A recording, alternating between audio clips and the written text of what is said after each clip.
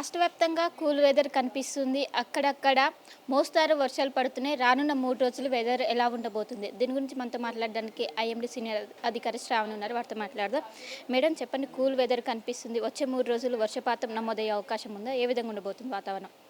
ప్రస్తుతానికి నిన్నటి వరకు అయినా సరే కొద్దిగా ఉపరితల ఆవర్తన ప్రభావం ఉండేది. పూర్తిగా ఈసారి మనకి రెండు తెలుగు రాష్ట్రాల్లో ఎటువంటి ఉపరితల ఆవర్తన లేకపోవడం వల్ల ఈరోజు కొద్దిగా మేఘావృతమైన వాతావరణం ఉన్న వర్షపాత సూచనలు చాలా తక్కువగా కనిపిస్తున్నాయి. మనకి ఈరోజు రేపు ఎల్లుండు 3 రోజులు కూడా సాధారణం కంటే తక్కువ వర్షపాతం సాధారణంగా వర్షపాతం నమోదయ్యే అవకాశం ఉంది. పూర్తిగా మనకి అక్కడక్కడ జల్లులు మాత్రమే కురిసే అవకాశం అయితే కనిపిస్తుంది. ఇప్పటికే జూన్ నెల ముగించుకుని జూలై నెలలో గడిపిన ఈ జూలై నెలలో మీ ఎక్స్పెక్టేషన్స్ ఏ విధంగా ఉన్నాయి? వర్షపాతం ఏ మేర నమోదయ్యే అవకాశం ఉంది? జూలై నెల 4వ తేదీ నుంచి కొద్దిగా వర్షపాతం వృద్ధి చెందే అవకాశం అయితే కనిపిస్తుంది. 4-5 తేదీలో మరి మనకి మనకి మొదటి వారంలో దాదాపుగా ఒక ఉపరితల ఆవర్తనం ఏర్పడే అవకాశం ఉంది. ఈ ఉపరితల ఆవర్తన ప్రభావం వల్ల మరింతగా వర్షాలు కురిసే అవకాశం అయితే కనిపిస్తుంది. తెలంగాణ రాష్ట్రాన్ని చూసుకున్నట్లయితే ఈ జూలై నెల ఆశాజనకంగా కనిపిస్తుంది అన్నమాట.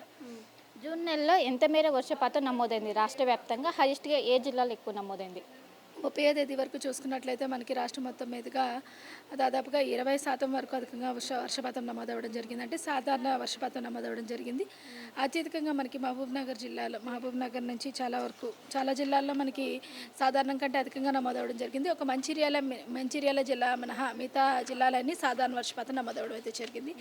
అత్యధికంగా చూసుకున్నట్లయితే మనకి హన్మకొండ, అదేవిధంగా నారాయణపేట, నల్గొండ 75% నల్గొండ, అలాగే హన్మకొండ చూసుకున్నట్లయితే నాగర్ కర్నూలు 69, అదేవిధంగా హన్మకొండ 64, ఈ విధంగా 60% కంటే అధికంగా నమోదవడం అయితే జరిగింది.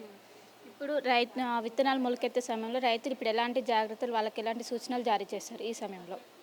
ప్రస్తుతానికైతే ఇది మనకి సీడ్లింగ్స్ టైం కాబట్టి కొద్దిగా వర్షపాతం ఈ 3 రోజులు తక్కువగా ఉంది కాబట్టి ఇరిగేషన్ షెడ్యూలింగ్ కొంచెం పెంచడం అనేది ముఖ్యంగా చెప్పడం అయితే జరిగింది.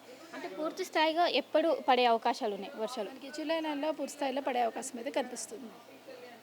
సో మొత్తం మీద ఇది పరిస్థితి. ఇప్పుడు ఉపరితల ఆవర్తనం ఏదైతే కొనసాగిందో అదే క్రమంగా బలహీనపడింది. వచ్చే 3 రోజులు కూడా ఇదే విధంగా తేలికపాటి వర్షాలు అక్కడక్కడ నమోదయ్యే అవకాశం ఉంది.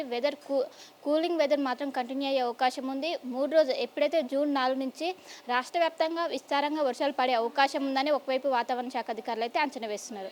కెమెరా శివతో కలిసి శిల్ప RTV హైదరాబాద్. మరిన్ని వీడియోస్ కోసం ఛానల్ ని సబ్స్క్రైబ్ చేయండి. లేటెస్ట్ అప్డేట్స్ కోసం వాట్సాప్ ఛానల్ ని ఫాలో చేయండి. అండ్ లింక్ డిస్క్రిప్షన్ లో ఉంది.